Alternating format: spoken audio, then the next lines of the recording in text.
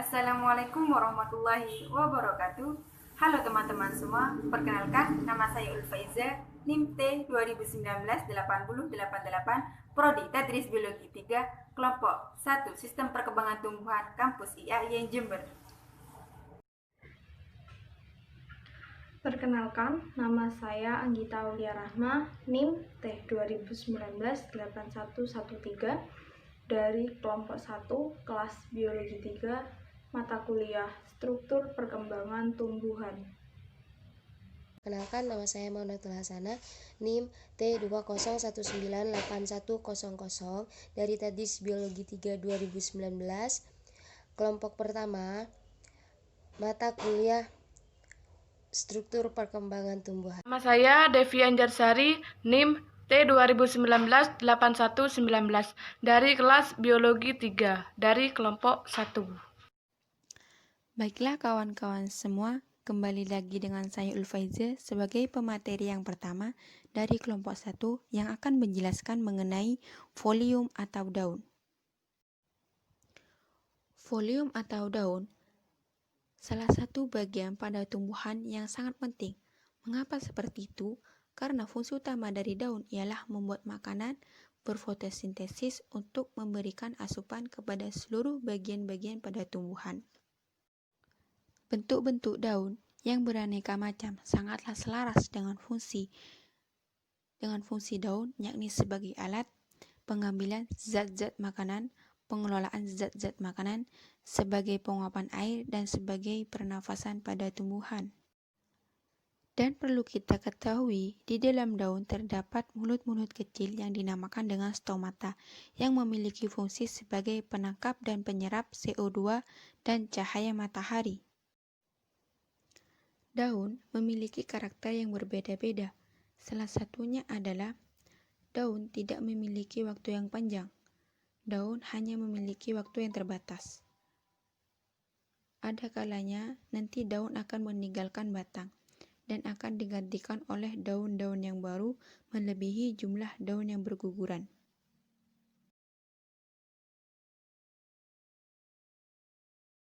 Baiklah kawan-kawan semua, kita lanjut pada bagian-bagian utama dari daun yang dikelompokkan menjadi 3. Yang pertama adalah pelepah daun. Tidak semua tumbuhan memiliki pelepah daun, hanya tumbuhan tertentu saja. Hanya tergolong pada tumbuhan berbiji tunggal yakni monokotil. Contohnya adalah pohon pisang. Fungsi daripada pelepah daun sebagai pelindung kuncup yang masih muda. Bagian utama dari daun yang kedua adalah tangkai daun.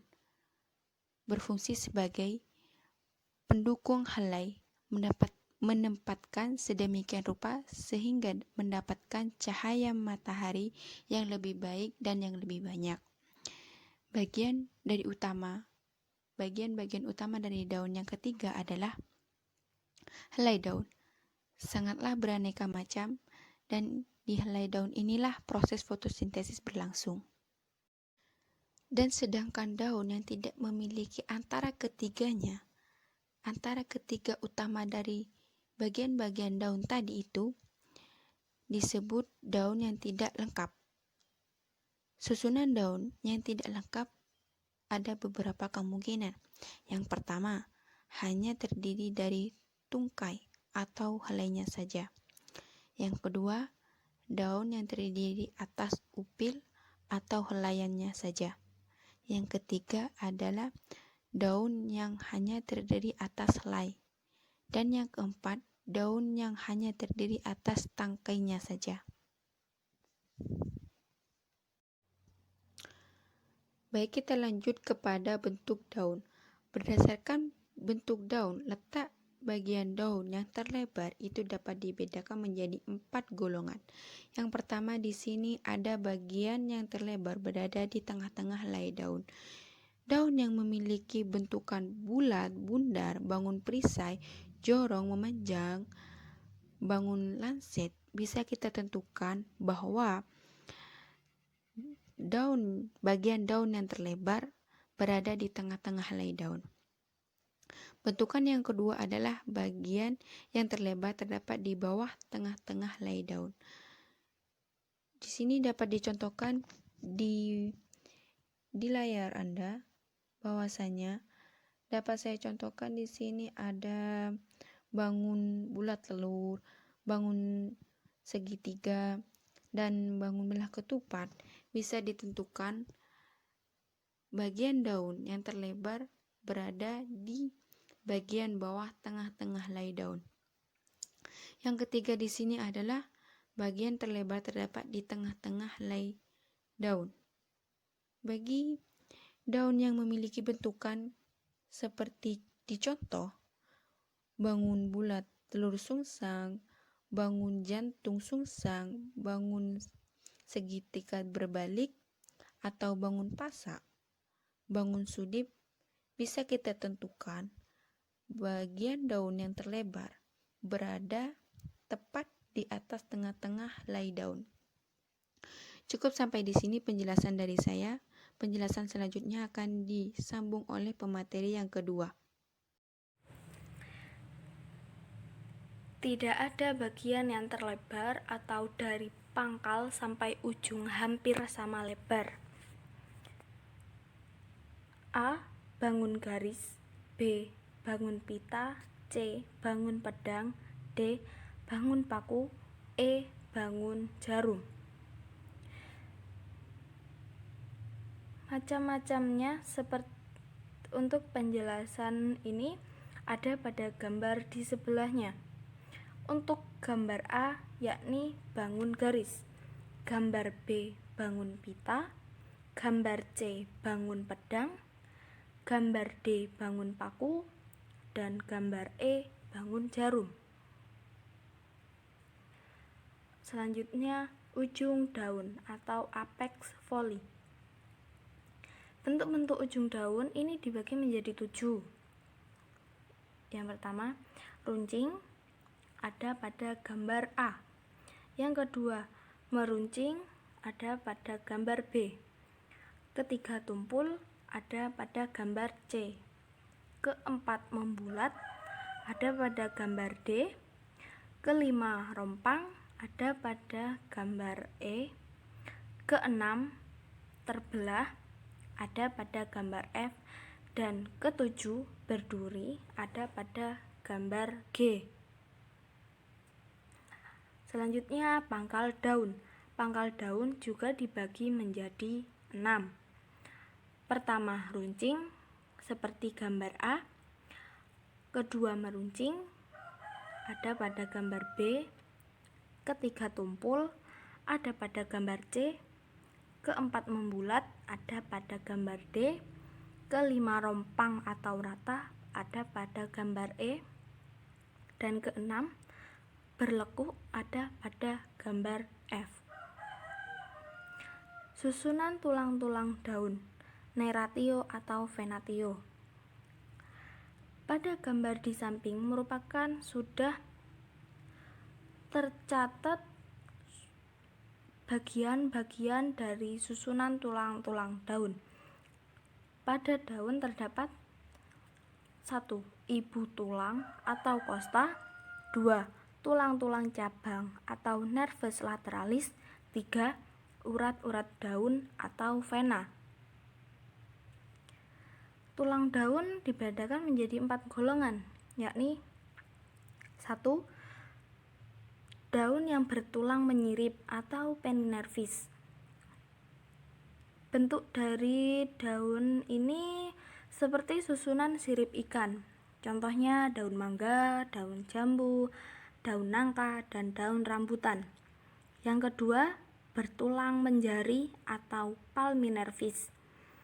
Bentuk dari daun menjari ini seperti susunan jari-jari tangan. Contohnya ada daun pepaya, daun singkong, daun kapas, dan daun jarak. Untuk yang ketiga, tulang daun bertulang melengkung atau kervinervis. Bentuk dari tulang daun ini melengkung seperti garis-garis lengkung. Contohnya daun sirih, daun gadung, dan daun genjer. Yang keempat, daun bertulang sejajar atau lurus, rectinervis.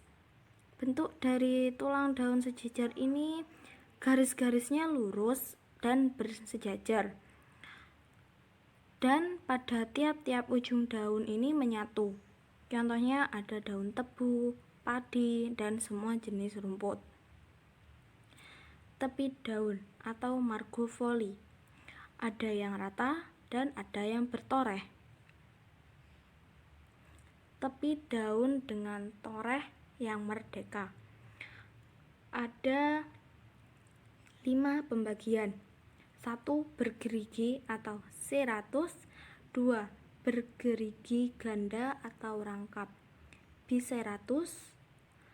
3. Bergigi dentatus. 4. Beringgit krenatus. 5. Berombak repandus. Gambar di samping merupakan contoh dari tepi daun dengan toreh yang merdeka.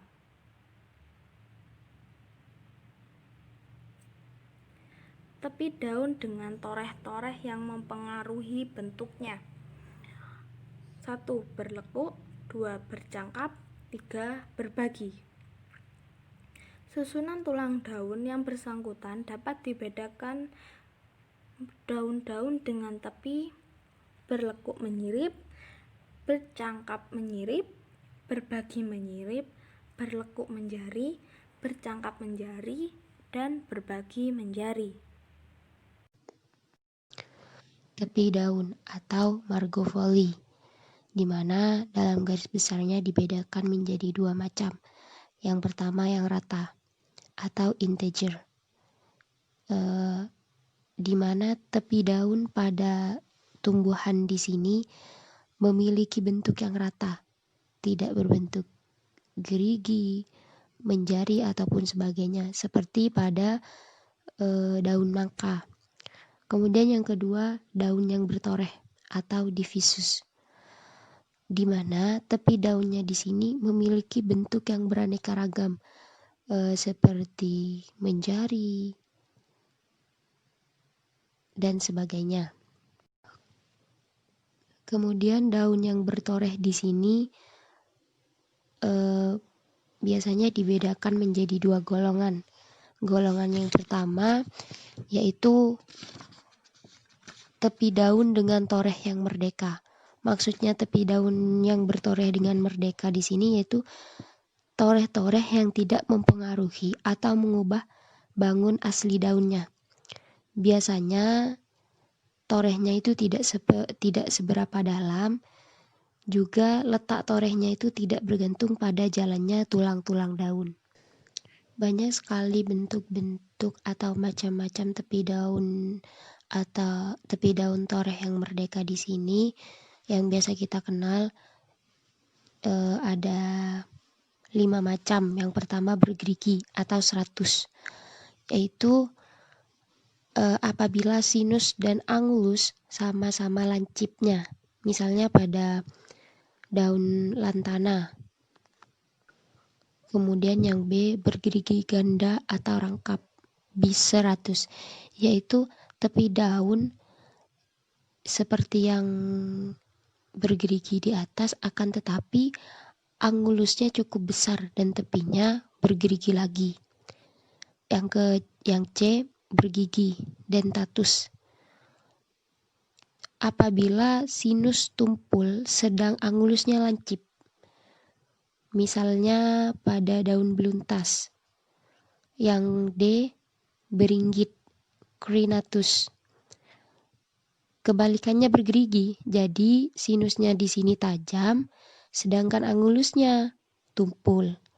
Misalnya pada daun cocor bebek. Kemudian yang E, berombak repandus, yaitu apabila sinus dan angulusnya di sini sama-sama tumpul. Misalnya terdapat pada daun air pengantin, atau nama latinnya Antigonon leptopus Hook et Arn. Kemudian tepi daun dengan toreh-toreh yang mempengaruhi bentuknya. Itu maksudnya bagaimana?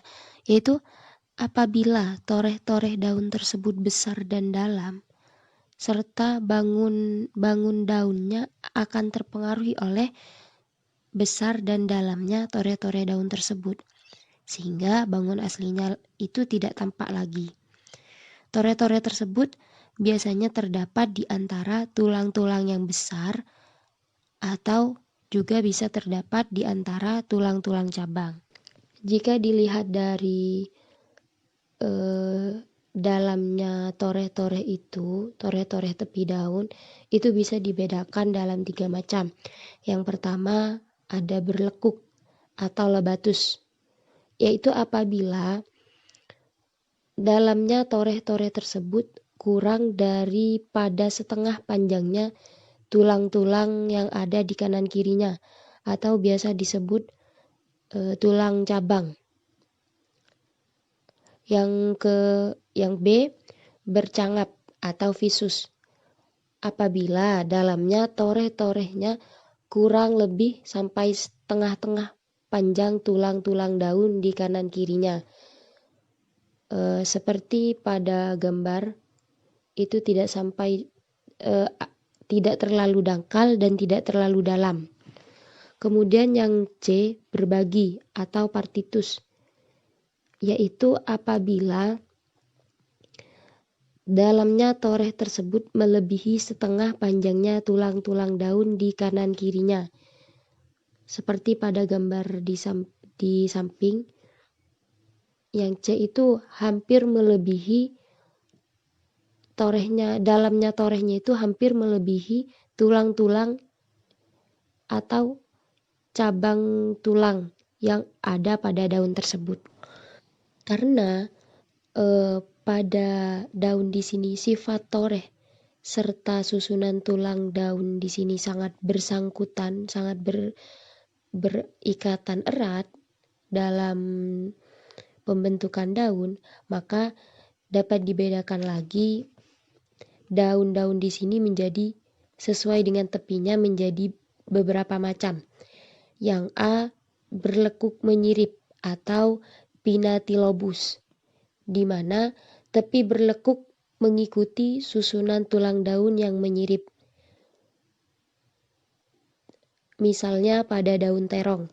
Yang B, bercangap menyirip atau pinnatifidus, di mana tepinya bercangap sedangkan daunnya mempunyai susunan tulang yang menyirip. Misalnya pada daun keluih. Yang C, berbagi menyirip atau pinnatipartitus, di mana tepi berbagi di sini tepi berbaginya dengan susunan tulang yang menyirip. Misalnya daun kenikir. Yang D, berlekuk menjari atau palmatilobus, tepi daun berlekuk, susunan tulang menjari. Misalnya pada daun jarak. Yang E, bercangap menjari atau palmatifidus, jika tepinya bercangap sedangkan susunan tulangnya menjari. Misalnya pada daun jarak. Yang F, berbagi menjari atau palmatipartitus, yaitu apabila tepi daunnya berbagi sedang daunnya mempunyai susunan tulang yang menjari. Misalnya pada daun ketela pohon.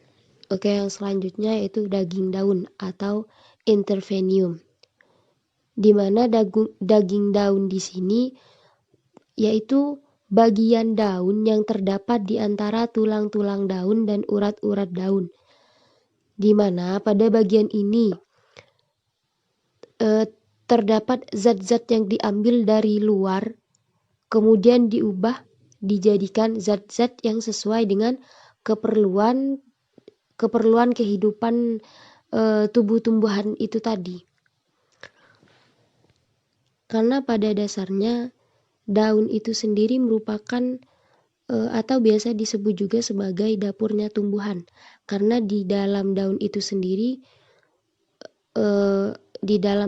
sendirilah yang memproses klorofil atau zat warna hijau daun atau warna-warna yang terkandung dalam daun itu sendiri, kemudian tebal tipisnya daun, juga keperluan-keperluan lainnya yang ada pada tubuh tumbuhan.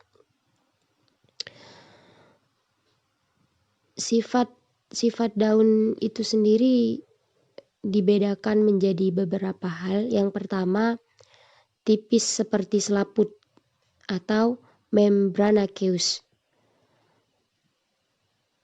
Misalnya pada daun paku selaput. Kemudian yang B seperti kertas, di mana di sini sifatnya itu tipis, daunnya itu tipis, akan tetapi cukup tegar. Misalnya pada daun pisang. Yang C tipis lunak,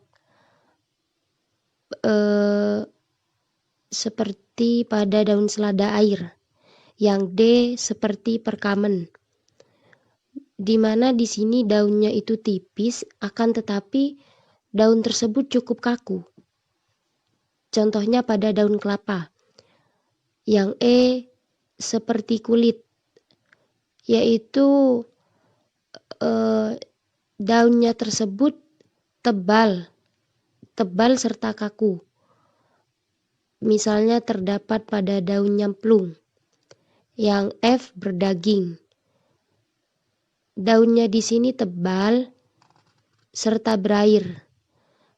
Contohnya itu pada daun lidah buaya. Kemudian yang selanjutnya yaitu sifat-sifat lain pada daun yang perlu pula kita untuk memperhatikannya.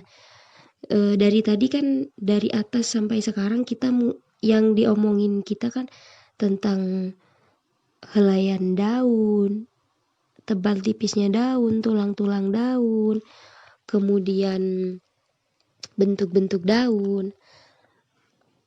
Ada beberapa hal yang perlu kita bahas juga di sini, yaitu warna daun serta permukaannya. Warna daun di sini seperti contohnya ada warna merah, ada warna oranye atau merah kekuning-kuningan, ada juga hijau, ada pula hijau tua, hijau kekuning-kuningan, ada yang hijau pekat gitu kan. Jadi sebenarnya apabila kita berbicara tentang warna di sini tiap perorangan itu beda pengucapan. Ada yang bilang hijau tua itu sebagai hijau muda, ada yang bilang itu bukan warna hijau, begitu kan. Lagi pula warna daun suatu jenis tumbuh-tumbuhan itu dapat berubah menurut keadaan serta tempat tumbuhnya tumbuh-tumbuhan itu sendiri. Jadi warna dari daun itu sendiri dipengaruhi atau sangat erat hubungannya dengan adanya persediaan air, kemudian makanan yang diserap, serta penyinaran dari matahari itu sendiri. Selanjutnya yaitu permukaan daun, di mana permukaan daun bagian atas serta bagian bawah pada suatu daun itu biasanya berbeda-beda. Di sini biasanya disebabkan oleh proses pertumbuhan atau proses yang terjadi pada tubuh tumbuhan itu sendiri. Dari permukaan daun itu tersebut, biasanya kita membedakan permukaan daun itu menjadi beberapa bagian. Yang pertama licin atau leafish. Biasanya pada permukaan yang licin ini, permukaan daun itu terlihat mengkilat serta seperti berselaput lilin. Kemudian yang B gundul atau glaber. Biasanya terdapat pada daun jambu air. Yang C kasap atau scaber. Biasanya pada daun jati. Yang D berkerut atau rugosus. Yang E berbingkul-bingkul. Berbingkul-bingkul di sini seperti semacam berkerut, akan tetapi kerutannya itu lebih besar. yang F berbulu, yang G berbulu halus dan rapat, yang H berbulu kasar, yang I bersisik. Kemudian di sini ada daun majemuk atau nama lainnya Pholium compositum. Daun majemuk itu sendiri yaitu suatu tangkai cabang yang mana pada tangkai tersebut terdapat helaian daun. Sehingga di sini pada satu tangkai cabang tersebut terdapat lebih dari satu helaian daun. Daun majemuk di sini ini bisa juga berasal atau bisa dipandang berasal dari suatu daun tunggal yang mana toreh-torehnya di sini sangat dalam atau biasa kita sebut atau kita jeniskan pada toreh berbagi. Karena di sini sangat dalam sehingga bagian daun di antara toreh-toreh itu terpisah satu sama lain dan menciptakan suatu helaian kecil yang baru atau suatu helaian kecil tersendiri sehingga terbentuklah daun majemuk ini. Sehingga pada daun majemuk di sini dapat kita bedakan menjadi 3. Yang pertama ada ibu tangkai daun, ada tangkai anak daun serta anak daun. Yang A itu ibu tangkai daun atau Potiolus communis, yaitu bagian daun majemuk yang menjadi tempat duduknya helaian daun yang terpisah tadi, atau tempat duduknya anak daun gitu ya. Kemudian yang B itu tangkai anak daun atau Petiololus,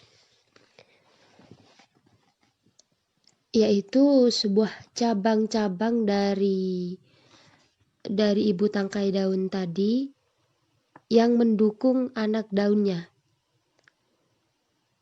Seperti pada gambar di samping ya, bisa dipahami.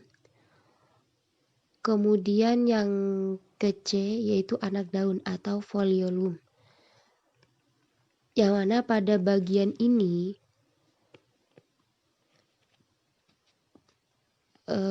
yaitu helaian daun yang terpisah akibat dari dalamnya toreh-toreh dari daun tunggal tadi, terciptalah anak daun di sini. Yang D yaitu upih daun atau vagina, di mana letak dari upih daun itu sendiri yaitu berada di antara ibu tangkai daun dengan batang utama. Berdasarkan susunan anak daun pada ibu tangkainya, daun majemuk itu sendiri dapat digolongkan menjadi beberapa golongan. Yang pertama, daun majemuk menyirip, yaitu daun majemuk yang anak daunnya berada pada kanan kiri ibu tangkai daun. Jadi seperti pada sirip ikan. Kemudian daun majemuk menyirip di sini dibedakan kembali menjadi 3 macam. Yang A, daun majemuk menyirip beranak daun 1. Maksudnya di sini beranak daun 1. Beranak berarti memiliki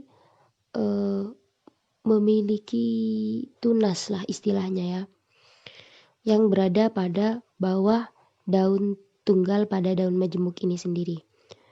Yang kedua, daun majemuk menyirip genap, yaitu sama seperti daun yang beranak 1, akan tetapi jumlahnya berpasang-pasangan. Yang C, daun majemuk menyirip gasal, yaitu daunnya di sini merupakan daun yang menutup ujung ibu tangkainya. Kemudian Selain itu, daun majemuk menyirip di sini sesuai dengan tempat daunnya melekat itu dibedakan menjadi 3. Yang pertama, daun majemuk menyirip dengan anak daun yang berpasang-pasangan, yaitu di mana tempat atau letak dari anak daunnya di sini, anak daun pada ibu tangkainya di sini berhadap-hadapan. Kemudian yang kedua ada menyirip berseling, yaitu letak daun pada ibu tangkainya di sini berselang-seling, tidak teratur atau tidak berhadap-hadapan. Yang ketiga menyirip berselang-seling, yaitu suatu jenis daun yang melekat pada ibu tangkainya secara berselang-seling berpasangan, kemudian memiliki anak daun yang lebar, serta pasangan anak daunnya di sini sangat sempit dengan ibu tangkainya, dengan daun pada ibu tangkai tunggalnya. Menurut susunan anak daun pada ibu tangkainya, daun majemuk dibedakan menjadi 4 golongan, yaitu yang ke-1, daun majemuk menyirip, yang dapat dibedakan dalam beberapa macam. Yang pertama, daun majemuk menyirip beranak daun 1. Tanpa penyelidikan yang teliti, daun ini tentu akan disebut sebagai daun tunggal. Tetapi di sini tangkai daun memperlihatkan suatu persendian, jadi helaian daun tidak langsung terdapat pada ibu tangkai. Yang kedua, daun majemuk menyirip genap. Biasanya di sini terdapat sejumlah anak daun yang berpasang-pasangan di kanan kiri ibu tulang.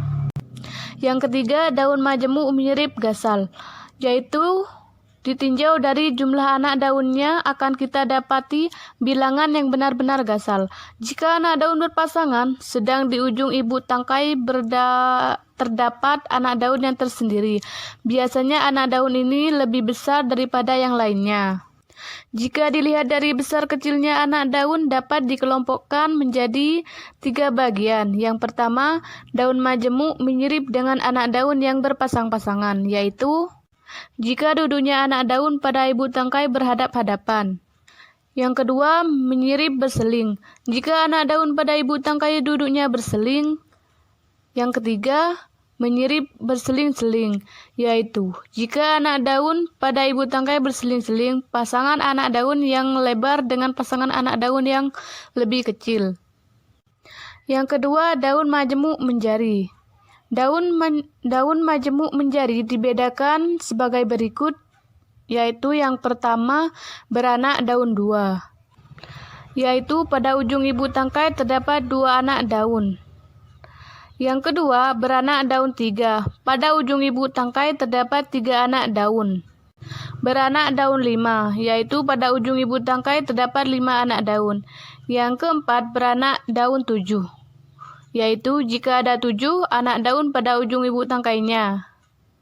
Misalnya daun randu. Yang ketiga, daun majemuk bangun kaki. Biasanya daun ini mempunyai susunan seperti daun majemuk menjari, tetapi 2 anak daun yang paling pinggir tidak duduk pada ibu tangkai, melainkan pada tangkai anak daun yang di sampingnya, seperti terdapat pada Arizoema filiformi. Yang keempat, daun majemuk campuran. Yang dimaksud dengan daun majemuk campuran yaitu suatu daun majemuk ganda yang mempunyai cabang-cabang ibu tangkai memencar seperti jari dan terdapat pada ujung ibu tangkai daun. Yang selanjutnya, tata letak daun pada batang. Biasanya bagian batang atau cabang tempat duduknya suatu daun disebut buku-buku batang. Dan bagian ini seringkali tampak sebagai bagian batang yang sedikit membesar dan melingkar batang sebagai suatu cincin yang dapat kita lihat jelas pada bambu atau tebu dan semua rumput pada umumnya. Untuk mengetahui bagaimana tata letak daun pada batang, yaitu terlebih dahulu berapa jumlah daun yang terdapat pada satu buku-buku batang. Yang kemungkinannya yang pertama, pada tiap buku-buku batang hanya terdapat satu daun. Jika demikian keadaannya, maka tata letak daun dinamakan tersebar. Yang kedua, pada tiap buku-buku batang terdapat 2 daun, yaitu 2 daun pada setiap buku-buku itu letaknya berhadapan atau terpisah oleh jarak sebesar 180 derajat. Yang ketiga, pada tiap buku-buku batang terdapat lebih dari 2 daun, yaitu tata letak daun yang demikian ini dinamakan berkarang, yang dapat ditemukan pada pohon pulai. Yang selanjutnya bagan atau skema dan diagram tata letak daun. Untuk memberikan penjelasan mengenai tata letak daun pada batang tanaman dapat dibagi 2 jalan, yaitu yang pertama membuat bahan atau skema tata letak daun. Untuk menghindarkan kekeliruan, seyogyanya garis-garis yang menggambarkan masing-masing bagian tadi dibuat berbeda-beda. Daun-daunnya digambar sebagai penampang lintang helaian daun yang diperkecil, jadi sebagai suatu segitiga dengan dasar lebar yang terlentang. Dengan dasarnya yang lebar tadi menghadap ke atas. Yang kedua, membuat diagramnya, yaitu untuk membuat diagramnya batang tumbuhan harus dipandang sebagai kerucut yang memanjang, dengan buku-buku batangnya sebagai lingkaran-lingkaran yang sempurna. Contoh tata letak daun menurut rumus 2/5. Maka, untuk memperlihatkan daun yang duduk pada satu ortostik, sekurang-kurangnya harus dibuat 6 lingkaran yang konsentris atau lebih banyak lebih baik. Dan kelima ortostiknya akan membagi lingkaran-lingkaran tadi dalam 5 sektor yang sama besarnya. Pada setiap lingkaran berturut-turut dari luar ke dalam digambarkan daunnya, seperti pada pembuatan bagan tadi dan diberi nomor urut. Yang terakhir, spirostik dan parastik. Pada suatu tumbuhan, garis-garis ortostik yang biasanya tampak lurus ke atas, yang dapat mengalami perubahan-perubahan arahnya karena pengaruh macam-macam faktor. Dalam keadaan yang demikian, spiral genetik sukar untuk ditentukan, dan tampaknya letak daun pada batang mengikuti ortostik yang telah berubah menjadi garis spiral tadi, yang di sini lalu diberi nama yang lain pula, yaitu spirostik. Suatu spirostik terjadi biasanya karena pertumbuhan batang tidak lurus melainkan memutar.